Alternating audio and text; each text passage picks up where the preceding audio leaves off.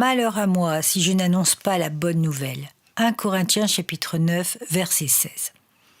Veillez à ne pas boucher vos oreilles à l'appel de Dieu.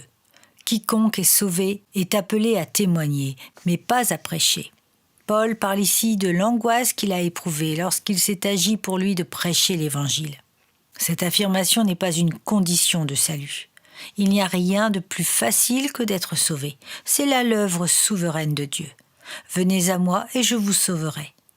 Notre Seigneur ne confond jamais les conditions à remplir pour être son disciple avec les conditions du salut, car le salut nous est en quelque sorte imposé à cause de la croix de Jésus-Christ. Devenir disciple comporte un choix, si quelqu'un veut venir après moi. Les paroles de Paul concernent le serviteur de Jésus-Christ. Le Seigneur ne nous demande jamais notre permission pour nous commander ce que nous avons à faire. Nous sommes entre les mains de Dieu, pain rompu et vin répandu comme il lui plaît. Pour être mis à part pour l'Évangile, il nous faut entendre l'appel de Dieu.